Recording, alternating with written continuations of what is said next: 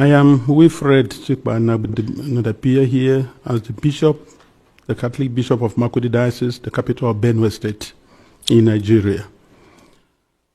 I am the shepherd of one of the 4 dioceses, Catholic dioceses in Benue. We have others, Anglican, Methodist, and Pentecostals, which certainly Benue State has a population of about 6.1 million people, 2 million of whom are those under my care as the Bishop of the diocese.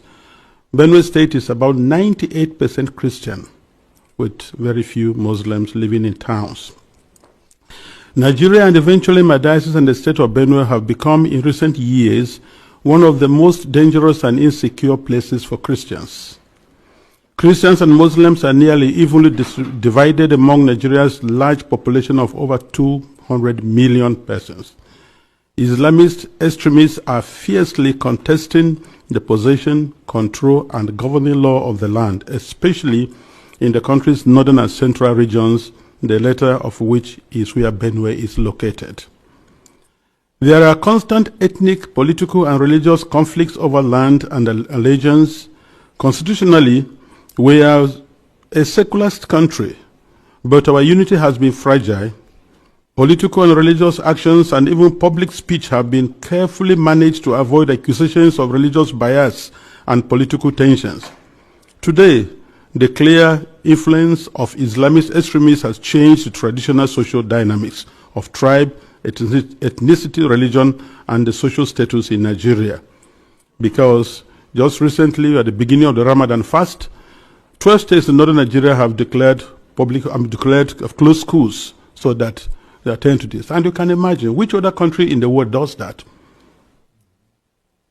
Saudi Arabia is not doing it. Afghanistan is not doing it.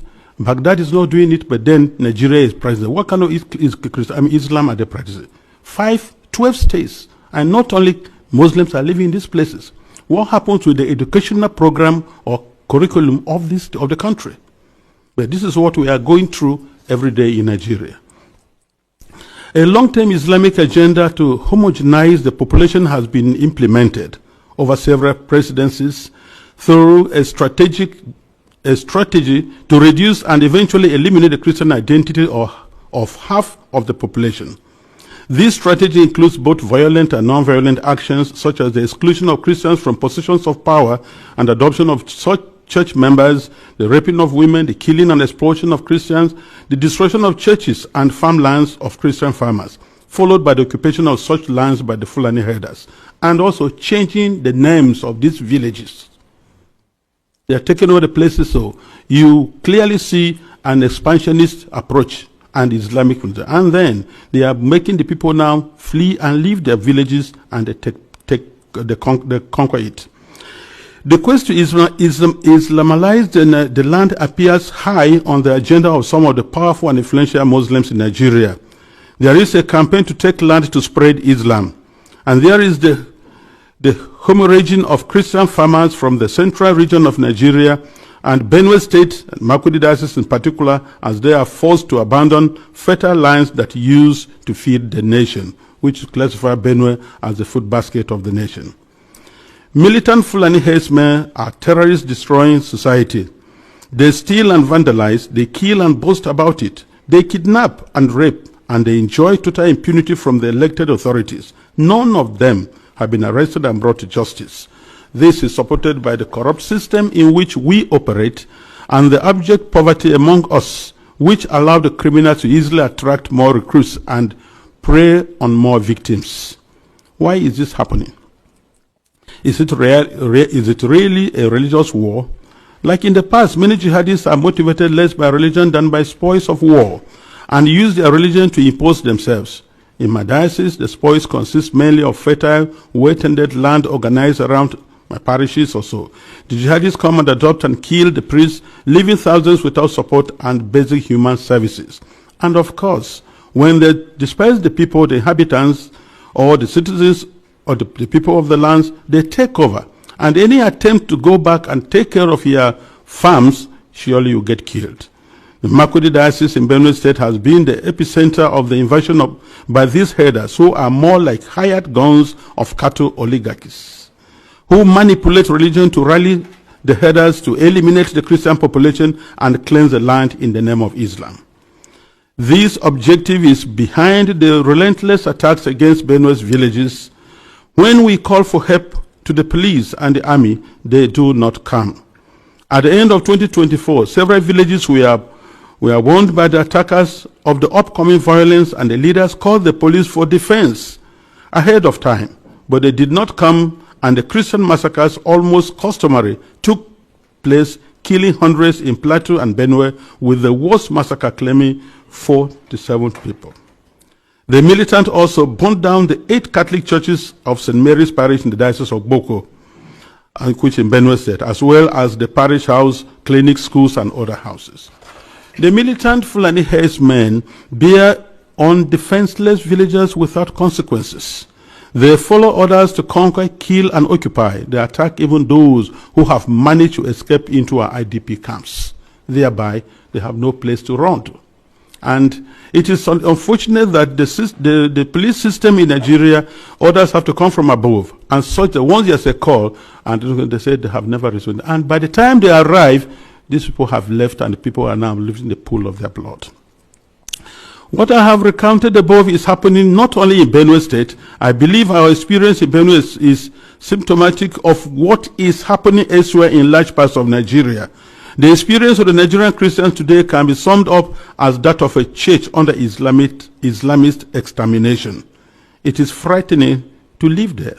Apart from the violent campaigns and attacks against Christian villages, there are now attempts by the Islamic Council of Nigeria and various Islamic groups to impose Sharia law on the Christian populations.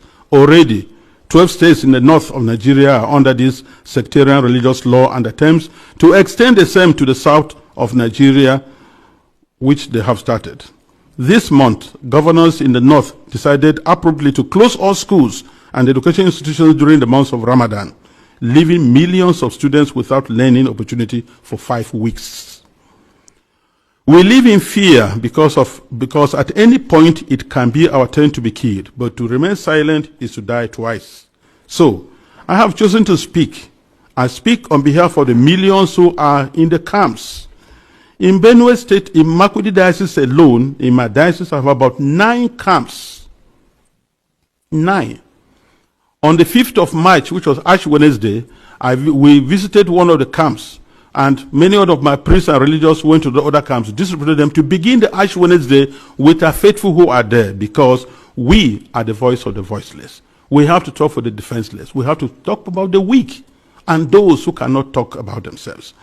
In one of the camps called the Mega Camp, there were over 3,000 inmates of that camp, and which was a record given to us by government. I speak on behalf of them and those children who have no husband, who have no father, and even their own voices taken away by the politicians who promised to help them, but have become the willing tools of the jihadists because they are talking politically correct statements, looking for next elections to come. I speak on behalf of those whose loved ones have been killed, but no one has even offered a word of consolation to them. I speak on behalf of the thousands of young girls who have been adopted and raped because no one, not even the media, mentions them anymore. Foremost, I speak on behalf of my flock who are unable to worship freely and unable to return to their ancestral farms and homes because that land has been ruthlessly taken from them by the armed herdsmen. And where they say they want to live in peace with the natives, if you must farm, you have to pay tax to hire the land which belongs to you. That is slavery, to say the least about it. As prosperous Nigeria is in African continent, and I tell you, if there's outbreak of war in Nigeria, no country around us, Chad, Niger, Ghana, Guinea, Togo, no country can contain the population that will flee to these places. No country can be able to house over 5 million refugees. It's not possible because of that. And if 1 million refugees run to Chad and Niger, they'll collapse that country because there'll be no plan to take care of them. So we have to be very careful. Today, I urge you all to use every means within your mandate to start developing a strong and good relationship with Nigeria, where you know that when you speak of human dignity, You are also speaking of the same God-given right you believe is unalienable. Consider that Nigeria can be your ally, but it cannot be one where half the population is in the process of being murderously eliminated. Work with us, the churches, and other Nigerians of goodwill. We are working for a peaceful and prosperous society, and our desperate plight has been set aside in U.S. policy for too long, to the cost of thousands of lives. Concretely, I request and I plead, I ask you to redesignate Nigeria as a country of particular concern. This has both a practical and diplomatic meaning to signal that you are paying attention to what happens to us and elsewhere in the world. Because the policies the government is trying to put in place, so that to return the IDPs, build camps for them, relocate them from their homes, it is not durable and it will not work, because the government has already the population that is not able to take care of. And then you have over millions of people in the camps, and you want to relocate them to where? And if you do, let's take that you do. How many houses or rooms will you give me who has 5 children, another one has 3, another one has 2, and what will I be doing for a living? These people previously never begged anybody for food. They were managing their lives, training their children, and building their homes. So nobody should have deceived us on the guys that you're going to resettle the IDPs. They have no jobs. So where you set them, what will be their place? And by the way, the fundamental question remains, if you resettle them to other camps or build places for them, what happens with the ancestral lands? Who takes care of them? And this is whereby I feel the government is complicit on this issue. Because these terrorists, Fulanis, displace and kill people and then occupy the place and then change names, nomenclatures of these towns. For what reason? So we want to let the people go back to their homes and help for them to rebuild their lives. I implore this august body to insist on the return and rehabilitation of all the IDPs to their ancestral lands, and not to relocate them to other constructed camps elsewhere, which is an invented solution now being pushed in the Benue State government. And I tell you, Nigeria government can do that once they have to be accountable. Because I know Nigeria, under the auspices of ECOMOG, was able to reinstate constitutional government in Sierra Leone and Liberia. And they can do that now. We have the capacity, but because the leaders that are not prepared. And I think that's whereby I look, it's not just, conspiracy of silence, it is aiding, abetting, and supporting these terrorists to keep doing their work. This is my plea. Thank you very much for this attention. According to the Catholic News Agency and EWTN News, quote, Archbishop Ignatius Kagama is concerned over the seemingly endless violence against Christians that claimed at least 58 lives this past weekend and hundreds of others in recent weeks. It is our prayer, he said, that something definitive will be done to stop the situation that is inhuman. Shockingly, that was more than a dozen years ago and part of my opening remarks at a hearing that I held on July 10th, 2012, one of several hearings, 8 in all, on religious persecution in Nigeria. And since then, things have only gotten worse. 1 year later, in 2013, I visited Archbishop Kagama in Jos, Nigeria. We visited churches, 5 of them that had been recently firebombed by Boko Haram, and spent hours listening to survivors tell their stories. Despite their numbing loss and pain, I was absolutely amazed at the survivors about their faith, very deep faith, their courage and the resilience. They were not going to quit, but they were looking to the government for help, and it was not coming. I also met with an evangelical believer named Habila Adamu. Dragged from his home by Boko Haram terrorists, he was ordered to renounce his faith. With an AK-47 pressed to his face, he was asked, "Are you ready to die as a Christian?" With extraordinary courage, Habila answered, "Yes, I am ready to die as a Christian." He was asked a second time, and he repeated his answer. His wife was pleading, "Please don't kill my husband." And yet he said, "Yes, I am ready to die as a Christian." This time, the terrorist pulled the trigger. A bullet ripped through Habila's face. He crumpled to the ground, bleeding profusely, left for dead. By some miracle, he survived. I met him in an IDP camp in Jos. I asked him to come to Washington to tell his story. He did. And at the congressional hearing, he said this to our subcommittee, this subcommittee: "I am alive because God wants you to have this message. Knowing Christ is so much deeper than merely knowing Boko Haram's story of hate and intolerance." He closed his testimony with this: do everything you can to end this ruthless religious persecution, but know Christ first. To the end, everything he did was to witness, to radiate his love for God, but he was also calling on us to get involved and do something. Since then, however, the wanton violence against Christians in Nigeria has grown significantly worse. A couple of days ago, the Pillar Catholic reported, and I quote, while Christians are receiving ashes last Wednesday to begin Lent, news broke out in Nigeria that a priest had been brutally murdered by kidnappers who had stormed his rectory the night before and kidnapped him. With deep sorrow and righteous indignation, I condemn in the strongest terms the relentless and tragic wave of kidnappings targeting priests, pastoral agents, and the faithful. Bishop Kundi said in a March 7th, just a couple days ago, press conference, which expressed outrage over the kidnaps and the brutal murder of his priests. According to the sources in the diocese, Father Sylvester was bound by his kidnappers. He was shot in the head, and I saw the picture. It is heartbreaking to look at. Shot at close range with an assault rifle, and according to the officials of his diocese. The systematic slaughter and abuse of Nigerian believers must stop. Delay is denial and a death sentence to so many.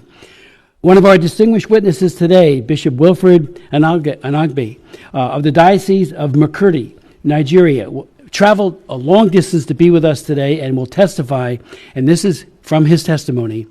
Militant Fulani herdsmen are terrorists. They steal and vandalize. They kill and boast about it. They kidnap and rape, and they enjoy total impunity for this from the elected officials. None of them, I repeat his quote, none of them have been arrested and brought to justice. In December of 2020, President Trump designated Nigeria as a country of particular concern, only to be reversed without justification by Secretary Blinken in November of 2021. And I know I asked him at hearings. I asked him privately, but also asked him at open hearings, why? Never got a good answer. Religious leaders in Nigeria were outraged by the Secretary's decision. One Nigerian bishop challenged the Secretary and said, Christian persecution is more intense than ever. And that was Bishop Mamza. And Genocide Watch has called Nigeria a killing field of defenseless Christians, quote unquote. Yet the government of Nigeria has failed to make progress against religiously motivated persecution of Christians despite religious freedom being enshrined as an essential human right in their constitution. Likewise, Nigerian legal framework supports pluralism at both federal and state levels, but glaring contradictions exist, especially with laws that criminalize blasphemy, some even carrying the death penalty. The U.S. Commission on International Religious Freedom, USCIRF, was, quote, appalled that the State Department did not redesignate Nigeria as a country of particular concern. USCIRF had recommended, and we have the former chairman here, Tony Perkins, had recommended this designation 4 years in a row, from 2021 to 2024, and said, quote, there is no justification as to why the State Department continues to fail to redesignate Nigeria as a CPC. And again, CPC, as you know, carries significant sanctions, a whole broad array of sanctions that the President and the Secretary of State are empowered to level on a country that commits persecution.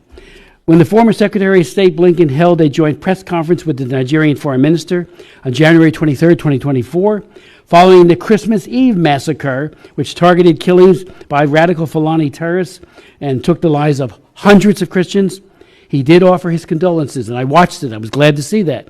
But we need to take it beyond just saying, I feel sorry for you.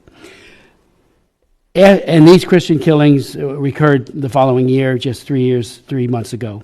Make no mistake, these ongoing attacks are based on religion and diverting attention from it tonight. So let me just say parenthetically, I tried for 3 years to get the Clinton administration to designate Boko Haram as an FTO, of the Obama administration, as a foreign terrorist organization. I held hearing after hearing, and they wouldn't do it. On the day I was marking up my legislation to do this, just that, State Department said, oh, we're going to designate them an FTO. And after all the crimes they were committing, later it was the Chibok girls, it was all the other atrocities being committed by Boko Haram, and they wouldn't even give them the FTO status so we could start investigating where they get their money, their weapons, and the like. Make no mistake, all of these attacks are based on religion, like I said, and diverting attention from it denies that we have seen with our own eyes. This is religious cleansing. It needs to stop, and the perpetrators need to be brought to justice. Last year, the House Foreign Affairs did adopt my resolution, HRES 82, calling on the Biden administration to redesignate Nigeria as a country of particular concern. It passed exactly 1 year ago, almost a year ago, in the committee, but it never came to the floor. While I strongly believe that President Trump will again designate Nigeria as a CPC and do much more to assist the persecuted church, including the outreach to the Nigerian president, Tinubu, last night I did reintroduce the resolution, and I hope we will have a robust debate and it will get marked up. Help can't come fast enough. The killing fields are every day, every single day, and we need to do more and do everything within our power to try to mitigate it. Let's not forget these horrifying facts. Northern Nigeria, and this is just northern Nigeria alone, has seen the destruction of over 18,000 churches since 2009. 18,000 churches. I saw 5 of them. Totally burnt out. and many people killed with car bombs and the like. An August 2024 report from the Observatory for Religious Freedom in Africa found that 55,910 people were killed and 21,000 people were abducted in the context of terror groups in Nigeria within just 4 years, from October 2019 to September 2023. I would point out that approximately 34,000 are moderate Muslims that have been murdered in Islamic attacks, and we speak out for them as well. I have met with imams in Nigeria, and if they speak, they're visited that following week by one of these radical Islamist groups, and it's not pretty. They'll kill them or do other kinds of mischief. About 5 million Christians have been displaced and forced into internally displaced person camps, IDP camps, within Nigeria. The 2023 watch list released in January by Open Doors this past January, found that 89% of Christians, 89% of the Christians who are martyred in the world are in one country, Nigeria. The targeted violence starkly highlights the precarious state of religious freedom in Nigeria. Again, we're asking the president, Tinubu, he's got to take action. And we're going to, I'm hoping to lead a delegation to Nigeria. We've got to raise these issues. But it starts at the top. I've been to Abuja many times. The president has real power. He can do it. And we're calling on him to do that. Let me also say that and I will put the rest of my statement into the record, but this hearing, we're hoping will be a catalyst for action by our own government and also by Congress and, of course, above all, the executive branch. The new president has a lot to do, and I think he'll do this. And then, if necessary, impose sanctions. Where that has happened, there is change. Where it doesn't happen, the status quo, the killing fields continue. I'd like to yield to Ms. Jacobs for any opening comments you might have. Yeah, thank you for watching. Subscribe to our YouTube channel and watch the next video. Thank you.